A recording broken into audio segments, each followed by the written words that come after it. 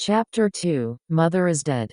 The first condition for her to choose her son-in-law is that the man's mother must be dead, lest Orange will have to face her mother-in-law in the future. At least 5 years older than Orange, so he would be able to support himself and provide her with food and clothing. The most important thing is that Orange's future husband must have a mellow character and will not neglect her because of her identity. She has read countless men and knows how to judge their character. Man, as long as they are not lustful, there is no big problem.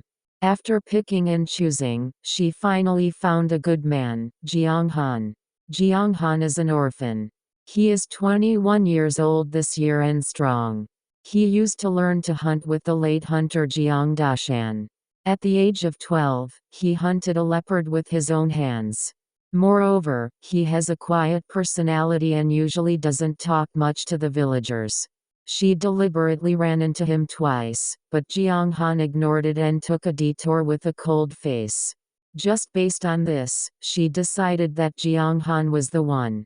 In the early morning of the next day, she changed Orange into a bamboo blue cotton robe and dragged her to ᎢℋᎪN's house. She grasped the time very well. As soon as the mother and daughter stood in front of the wooden door of ᎢℋᎪN's house, ᎢℋᎪNոչ opened the door from the inside. ᎢℋᎪNոչ dressed in sackcloth and short brown with a quiver behind him. When he saw her, he couldn't help frowning and said, "Are you looking for me?" She plopped down and knelt in front of him, kowtowing to him. "I beg Brother ᎢℋᎪNոչ to accept my son as a disciple." "Mother!" Orange shouted in a panic, reaching out to help her up. Only those who made mistakes would kneel, and Orange's mother did not do anything wrong. ᎢℋᎪNոչ glanced at the thin little boy and said with a sullen face, "I'm used to living alone, and I never thought about accepting disciples." He raised his foot and walked around the two. Orange mother suddenly hugged his slender left leg. No matter how hard he struggled, she would not let go, and said mournfully, "Brother ᎢℋᎪNոչ, I know you are a good person, and I am running out of time, so I want to leave Orange to your care. He has been well behaved and sensible since he was a child. He can endure all kinds of hardships.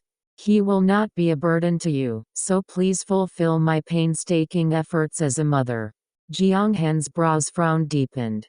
She has a bad reputation in the village, and she had provoked him before. Could it be that she wanted to send her son over? And took the opportunity to be unclear with him? Her complexion is ruddy. Where does it look like she is terminally ill?